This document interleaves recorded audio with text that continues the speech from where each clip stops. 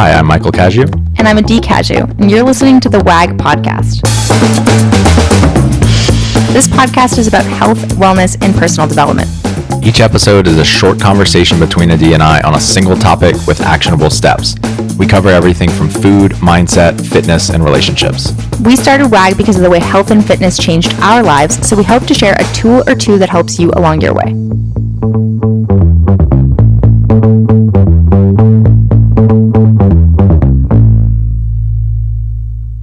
Hey there, and thank you for joining us. Today, we're talking about how to become a safe place for people, how to become someone that people confide in, that they feel comfortable enough sharing their insecurities with, their struggles.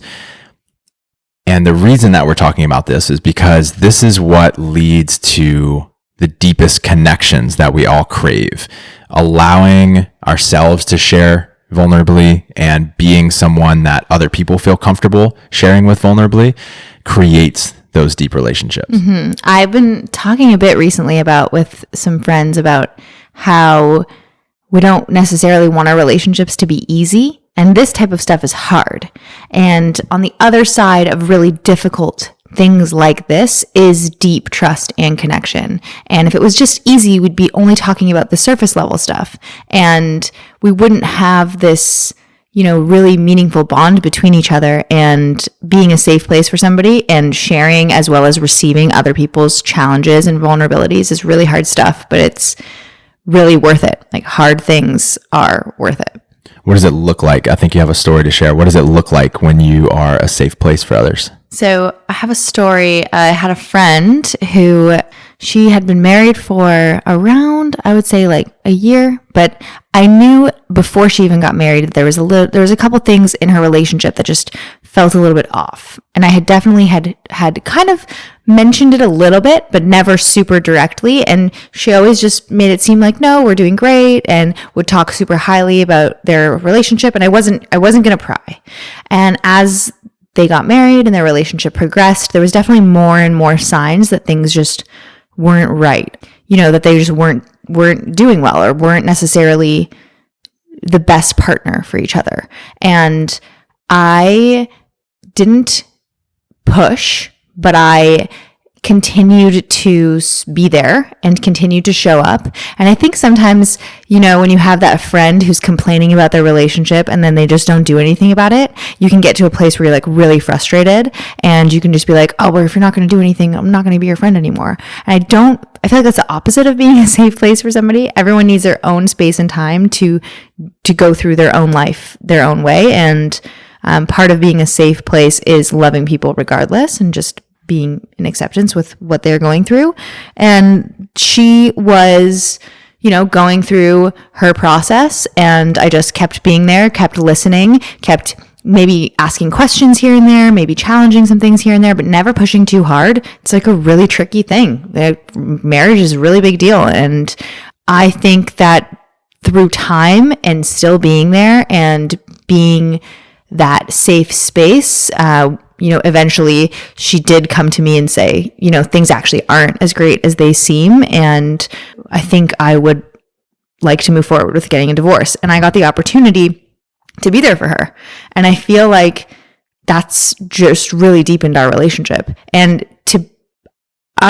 from her side, I would imagine that there's a lot of fear. Like, I'm going to tell you that my marriage isn't working and I want to get a divorce. And what does that mean about me? I'm going to become a divorcee. What does that mean? Does that mean, like, are you going to choose my husband over me because I was friends with both of them? Or, what does that mean about my future? And to be able to still just show up and be like, I love you regardless, and I'm here for you, and I'm going to be here to support you.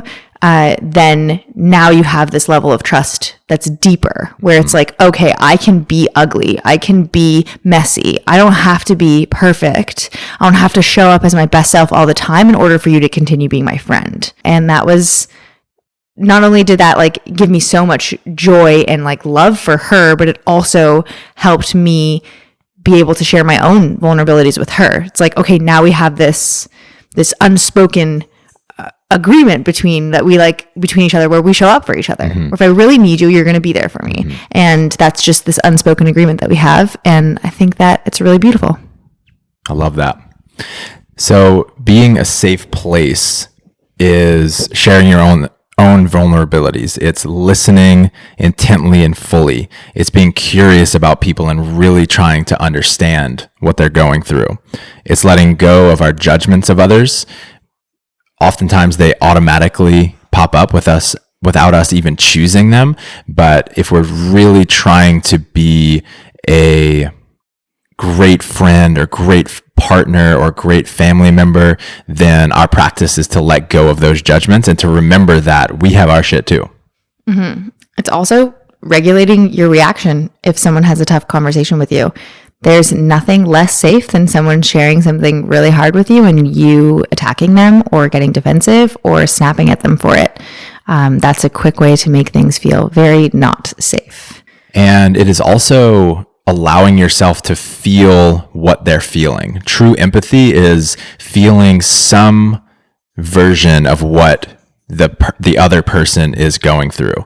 So if they're feeling sad, it's allowing yourself to really try to understand what it's like to be them. And if you're truly understanding them, it probably leads to you feeling a little sad. And that is vulnerability right there. Allowing ourselves to feel these quote unquote negative emotions is vulnerable. Let's talk about what it's not.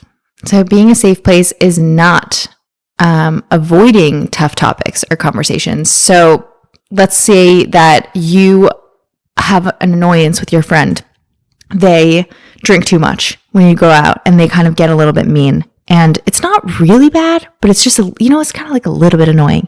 And it's happened 3 or 4 times and you're not saying anything about it. And that, let's say it comes out in an ugly way where, it's been building up. You've now painted a picture of this person and you're like, oh, they're that person. They just get sloppy when they're drunk. And now that's your friend has just become the person who gets sloppy when they're drunk, but you're not approaching it with them. And then let's say it comes out and they find out that you feel this way about them and you haven't said anything. That's another quick way to not be a safe place for somebody. I would feel a little bit embarrassed, a little bit like I lost trust in you. Like we're friends.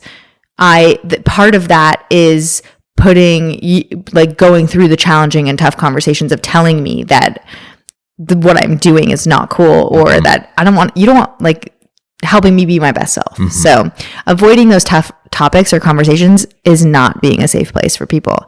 That's really interesting. I've never had this thought, but sometimes being a safe person for other people actually feels like risk. It feels like, or it looks like having really hard conversations and saying things directly to people that others might not say, because we trust the people most that have our best interests at heart. And sometimes we have blind spots that we just don't see, like we're doing things or behaving in a certain way, or we believe certain things that aren't serving us, like this fictitious person that drinks too much.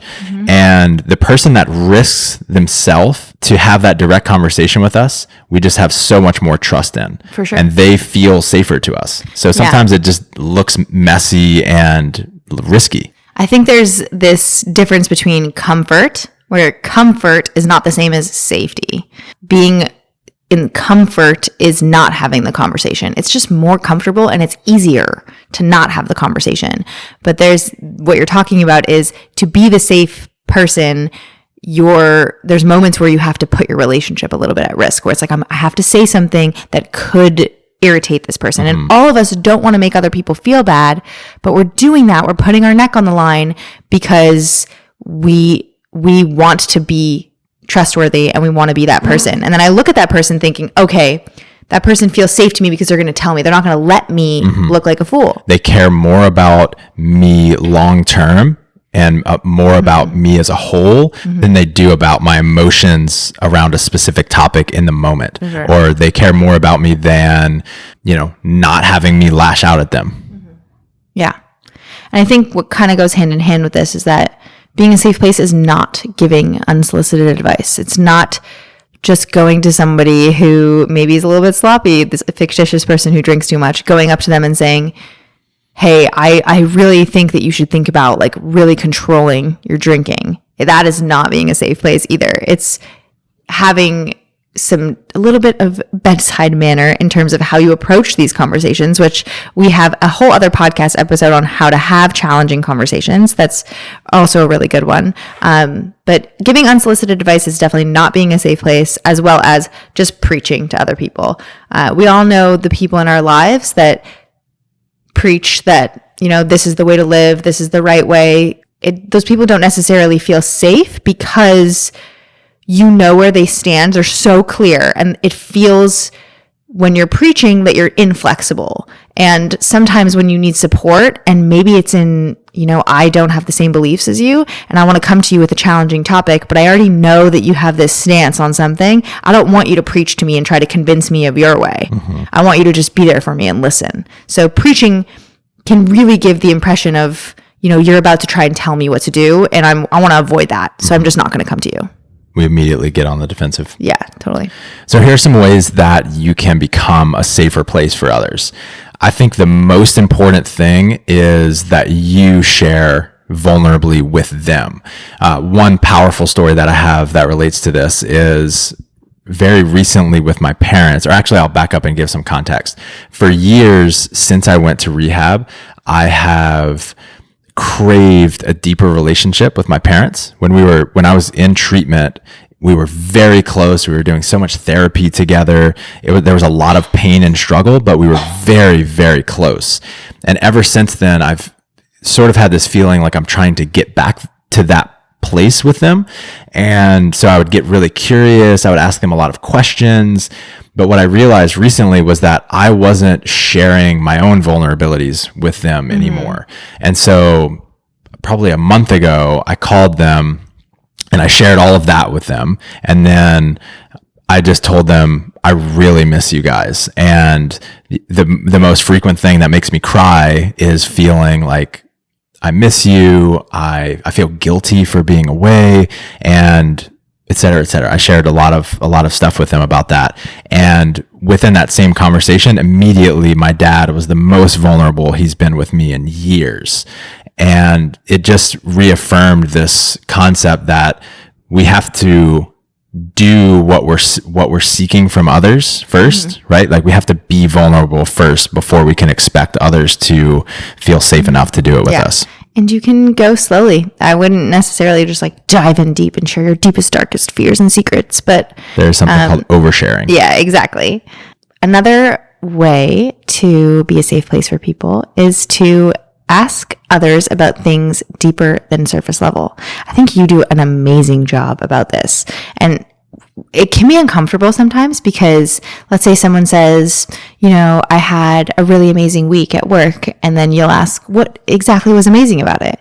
And then that might lead to something else. And then if you're really listening, you can find something in the share to pull out and ask a little bit more about. And when you keep asking questions to get a little bit deeper, like how did that make you feel? Or has that happened to you frequently in the past? Or just questions that lead in different directions. It gives the signals to that other person that you're actually listening and you're paying attention and you care about what they have to say instead of just thinking about what you want to say next. And that gives this indication that if I share with you, you're going to actually hear me, and that is safety. I think what I'm doing because I'm an extremely curious person with people, I think I'm really trying to put myself in their shoes. And when I do that, I notice all of these moments in people's stories and things where I'm like, I wonder how did that feel when that happened? And a lot of times how did that feel, or what was your thought process around that, or things of that nature, they tend to lead to some really deep conversations. A lot of times they allow the other person to think about their own internal world differently than they ever have, which is a really good feeling. Like we really want people to know what's going on in our head. We think it's so special. We think it's so vivid and 3D, and we want to share that shit. And when someone asks us those types of questions, it allows us to really bring out what's inside of us. Yeah. And then on the other side of that, I think that it's important to be safe, to allow for and honor a no. So when someone says, I don't really want to talk about that, not only should you honor that and not ask about it anymore, but you should be like, good for you for having some boundaries and not talking about something that you don't want to talk about. That takes a lot of courage to just tell somebody that you're not interested in, going a little bit deeper. Maybe it's like a little too raw, or they're not ready to be that vulnerable with you. So I think that person should be praised for holding their own personal boundaries, and you are safer if you just allow for it and don't take it personally. Just be like, cool, and then move on to the next topic. So both of those are kind of ways to solicit other people sharing with you. Here are a bunch of different things that you might try when someone comes to you and confides in you. Number one, something that I love is to just acknowledge the courage that it took for them to share with you. People, when they share insecurities or just their shit with you, part of them is like shaking inside thinking, when I share this, are they going to think less of me? Are they going to judge me? Are they going to hate me? Are they going to be angry at me? And when we can just acknowledge the bravery that it took to cough that up, it really sets them at ease and allows for a much deeper conversation in the moment. And B, it allows them to internalize, oh, I actually just did something awesome. And it makes it so much more likely that they'll come to you again in the future. Yeah. Yes. You also do a really good job of that. Thank you for sharing. I always feel a little awkward doing it, but I need more practice. I also think when someone shares something with you, it kind of goes along with the whole listening thing we were just talking about, where if you listen really intently, you can spot questions that you can ask to get things to go a little bit deeper. If you also take the opportunity to reflect back what you think that you heard this person say, it forces you to listen more. And it also gives this opportunity where if I reflect back to you what you've said and I'm accurate, you feel more seen and heard. It's like, yes, that's exactly what I'm feeling. And hearing your own feelings reflected back to you by somebody else, it just makes you feel more connected to them. It's like, okay, they get it. They heard me.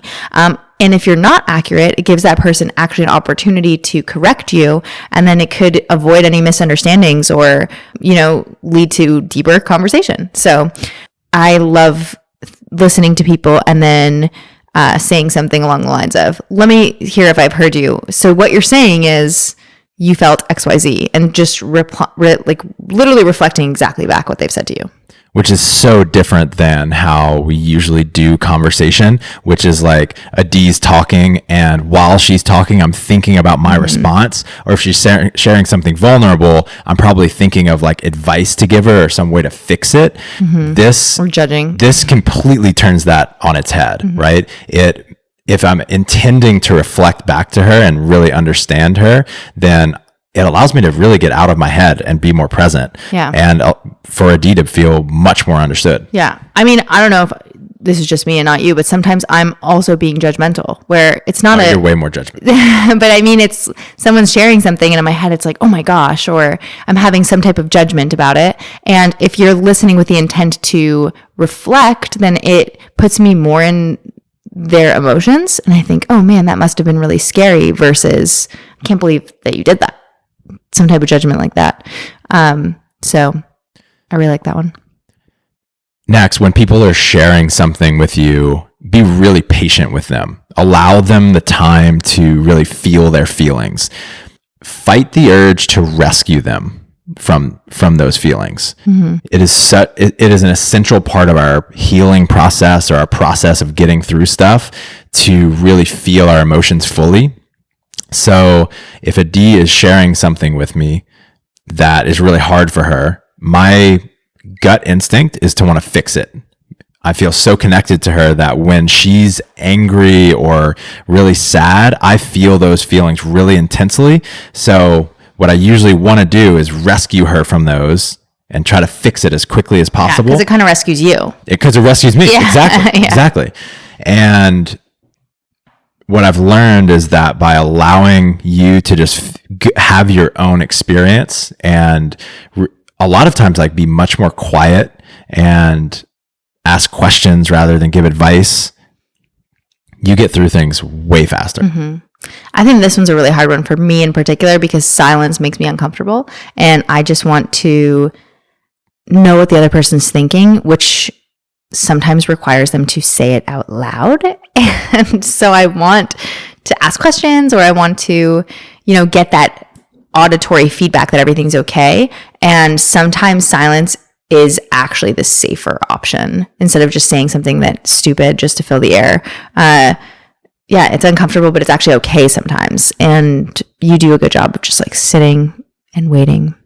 And sometimes I'm like, what are you thinking? Hello? Are you there?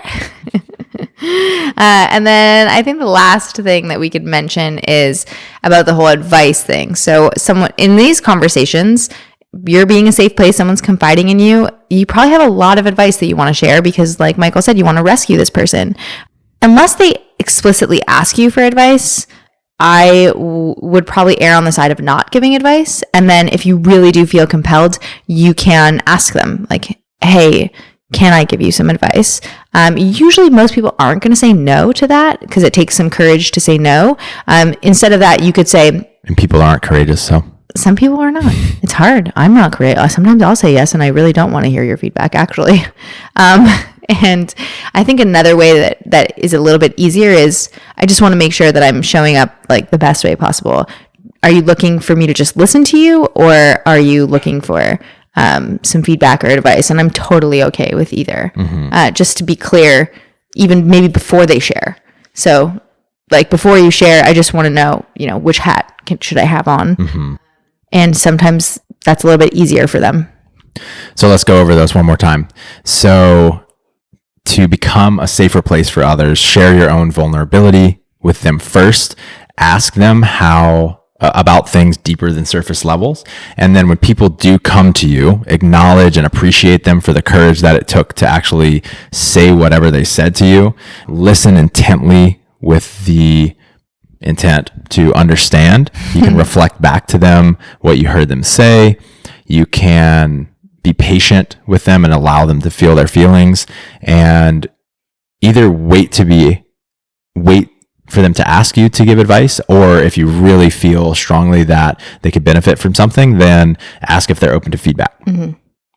Yeah. And if you do this, then you're going to have much deeper relationships. You're going to start having richer and more interesting conversations, and people are going to confide in you. And, it could lead to you feeling more comfortable in your own skin because you're sharing yourself and you're being accepted for it, as well as you're now this person that other people are sharing themselves with, which increases your own confidence. So selfishly be a safe person for somebody.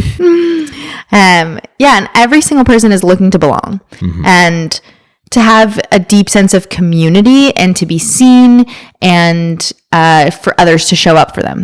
I think it's what everybody wants.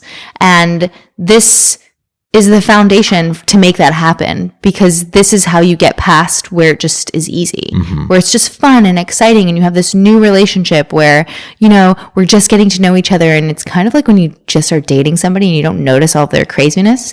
Once you get to the place where you're like, oh, there's a little bit of craziness in there, like we all have, this is the foundation of how to really belong. Or if you have a very old relationship that has just always been surface level and you want to make it deeper. Do it. Have a great day.